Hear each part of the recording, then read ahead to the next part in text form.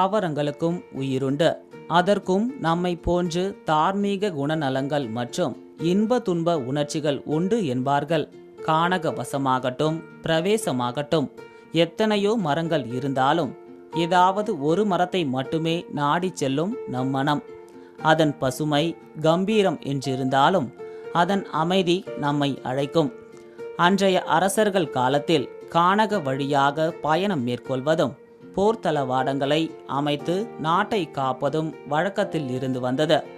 அந்த வரிசையில் சேரர்களின் முக்கிய இடமாக திகழ்ந்த நீலகிரி மலையில் குந்தா கோத்தகிரி பகுதியில் எல்லையை காத்து வந்ததாகவும் இப்போதும் கம்பீரமாக பசுமையை போற்றி நிற்கும் சுமார் 900 வருடம் பழமையான மரத்தில் அவர்கள் தங்கியிருந்தனர் என்றும் இந்த புனித மரத்தை போற்றி வணங்கி வருகிறார்கள் கோத்தரின மக்கள். நீலகிரியில் பண்டைய காலத்திலிருந்தே கோத்தர்கள் என்ற பழங்குடியின மக்கள் வாழ்ந்து வருகின்றனர்.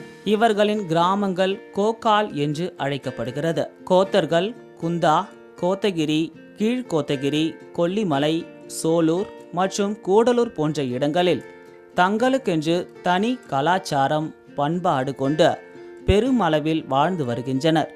மலைவாழ் மக்களான இவர்கள் மூதாதையர்களையும் நெருப்பு, வளர்ப்பிறை மற்றும் இயற்கையை கடவுளாக வணங்கி வருகிறார்கள். குலத்தொழிலாக விவசாய கருவிகள், மர வேலைகள் மற்றும் மண்பாண்டங்களையும் செய்த விவசாய தொழிலையும் மேற்கொண்டு வருகின்றனர். கோத்தரின மக்களின் தலை கிராமமாக போற்றப்படுவது குந்தா கோத்தகிரியாகும். இங்கு 900 ஆண்டுகள் பழமையான புனித மரம் ஒன்று உள்ளது என்றும் இந்த புனித மரத்தை பால் மரம், சோலை மரம் என்றழைத்து போற்றி வணங்கி வருகிறோம் என்றும் இம்மரத்தை தம் முன்னோர்களாகவும் உயிர் காக்கும் கடவுளாகவும் போற்றி வணங்கி வருவதுடன் சுபகாரியங்கள், சுபதுக்க நிகழ்வுகளை இந்த புனித மரத்திடம் பகிர்ந்து கொண்டுதான் அனைத்து காரியங்களையும் செய்து வருகிறோம்.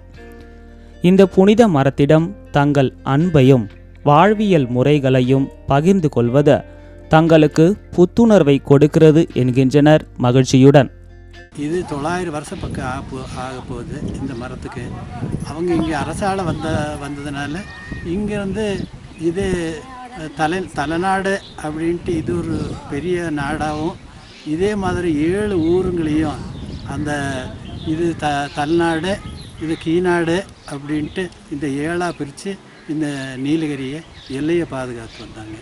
அந்த மரத்தினுடைய அடையாளம் அதனுடைய வயசு தான் இப்போ 900 வருஷம் ஆக போகுது. இயற்கை செல்வங்கள் ஒவ்வொன்றும் மனித வாழ்வில் இன்றியமையாத ஒன்று. நம்பிக்கை கொண்டு போற்றி பாதுகாத்து வந்தால் ஒவ்வொரு மரமும் போதி மரமாகும் நமக்கு. லோட்டஸ் செய்திகளுக்காக நீலகிரியில் இருந்த மதிமாறன் மற்றும் நாகேஸ்வரி சவுந்தரராஜன்.